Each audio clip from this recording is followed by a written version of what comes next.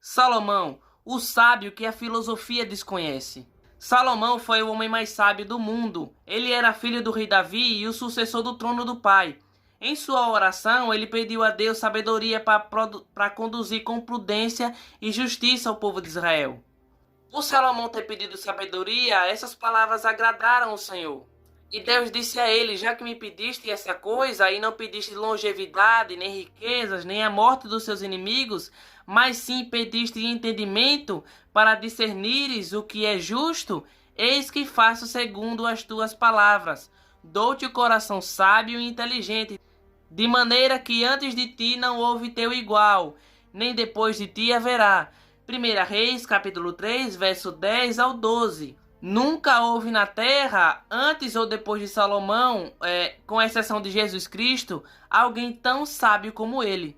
Sócrates, Platão e Aristóteles e todos os filósofos que vieram antes ou depois deles não sobrepujaram Salomão em sabedoria. A Bíblia relata: também deu Salomão sabedoria, grandíssimo entendimento e larga inteligência, como a areia que está na praia do mar.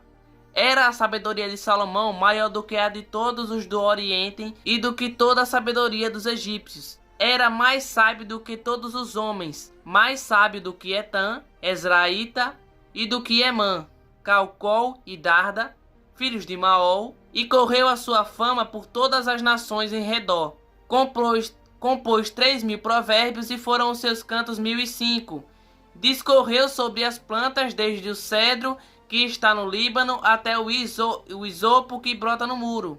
Também falou dos animais e das aves, dos répteis e dos peixes. De todos os povos vinha gente ao ouvir a sabedoria de Salomão.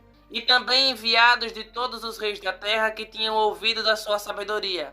1 Reis, capítulo 4, versículo 19 a versículo 34. O episódio clássico da sabedoria de Salomão é o julgamento da causa das mulheres, onde cada uma alegava ser a mãe da mesma criança.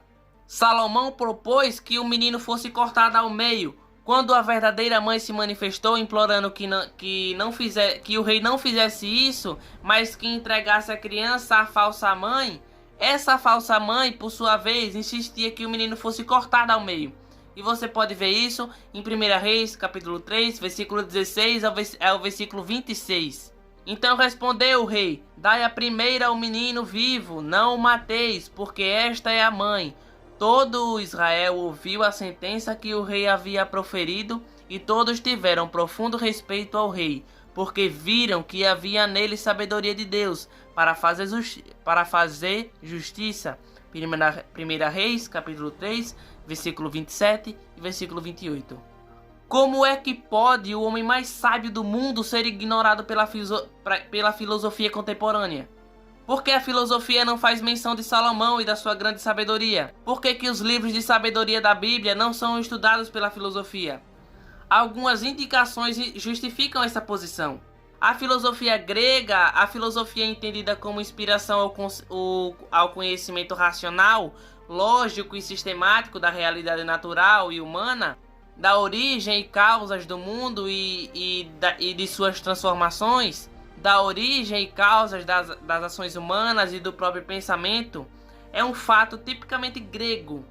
Isso não quer dizer, evidentemente, que outros povos tão antigos quanto os gregos não possuam sabedoria, pois possuíam sim, e possuem ainda hoje.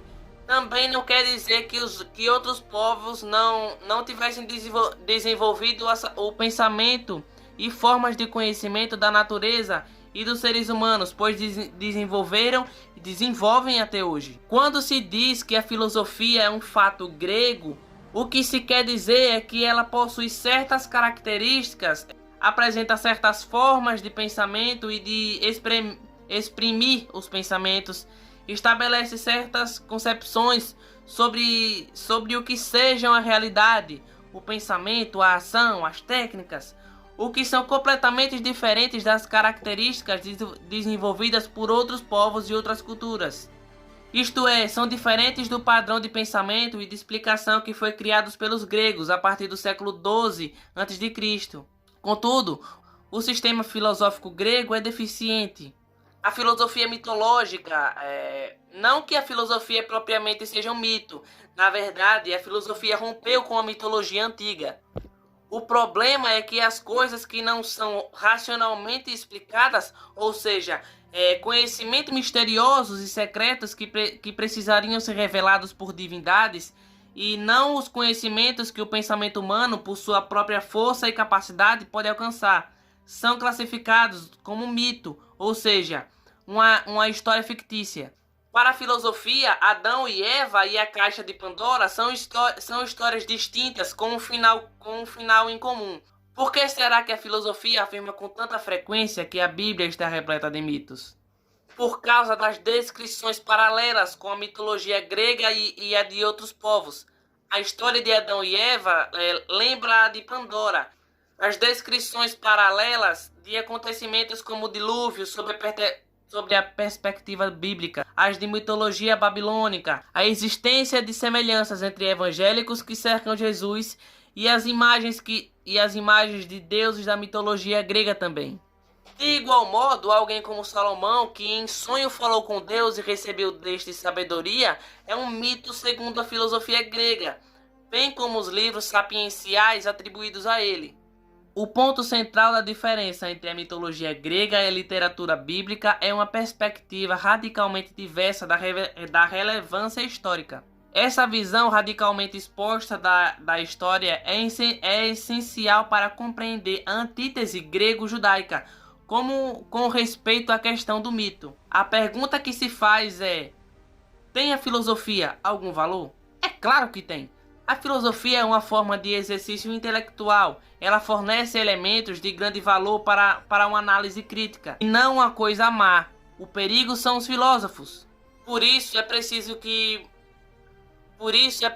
mais professores que amam a Deus e a Bíblia assumam o compromisso de lecionar filosofia, extraindo dela o que há de melhor para a formação de bons cidadãos. Concluindo, a filosofia é uma criação humana, portanto, ela não é um sistema completo e infalível. Nenhum sistema de filosofia já se revelou completo e perfeito.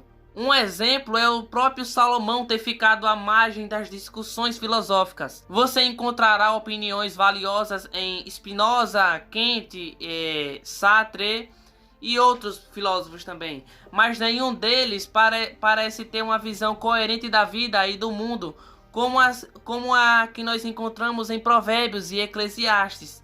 Os próprios filósofos são os seus melhores críticos. Hume criticou Locke, Kant criticou Hume, Hegel criticou Kant e assim por diante. Não há resultado seguro mediante meras especulações filosóficas. O discurso de Paulo não foi bem aceito no Areópago de Atenas, por quê? Porque as mensagens da cruz era loucura para os gregos. E isso foi o que o próprio apóstolo falou. Espero que deu para entender. Eu não sei se ficou um pouco complicado de compreender, mas essa é a minha ideia. Me segue no Instagram, se inscreve no meu canal. Obrigado, fica com Jesus, até mais, falou!